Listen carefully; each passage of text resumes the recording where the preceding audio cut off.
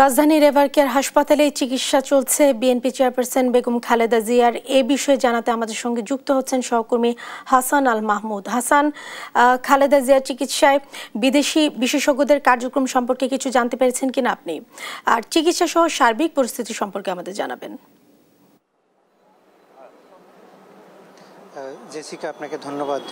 ঠিক 10:30টার দিকেই যুক্তরাজ্যে যে প্রতিনিধি দল তারা কিন্তু এসেছেন এবং সেখানে এই প্রতিনিধি দলের নেতৃত্বে ছিলেন রিচার্ড বিলি, যিনি একজন আইসিইউ মেডিসিন বিশেষজ্ঞ। তার নেতৃত্বে কিন্তু 4 সদস্যের একটি প্রতিনিধি দল ইতিমধ্যে এভারকেয়ার হাসপাতালে এসেছেন এবং তিনি পর্যবেক্ষণ করছেন এবং সেখানে আমরা দেখেছি যে পুরো বিষয়টাকেই তারা অবজারভেশনে রাখছেন এবং আজকে সন্ধ্যার দিকেই কিন্তু চীনের আরেকটি প্রতিনিধি দল তারা আসবেন এবং সেখানে বেগম খালেদা জিয়ার পুরো শারীরিক যে অবস্থা সেটি তারা পর্যবেক্ষণ করবেন এবং সে বিষয়ে সিদ্ধান্ত নেবেন। এবং আমরা এখন পর্যন্ত বেশ কয়েকটি জায়গা থেকে যতটুকু জানতে পেরেছি যে কিছুটা তার স্বাস্থ্যের উন্নতি হয়েছে এবং ধীরে ধীরে তিনি কিছুটা রেসপন্স করছেন, ফলে চিকিৎসা চলবার জন্য যেসব শারীরিক কন্ডিশন থাকা দরকার সেটি কিন্তু ধীরে ধীরে উন্নতি হচ্ছে এবং এই কন্ডিশন যদি উন্নতি হতে থাকে তাহলে হয়তো তাকে বিদেশে নেবার যে প্রক্রিয়া সেটি শুরু হতে পারে,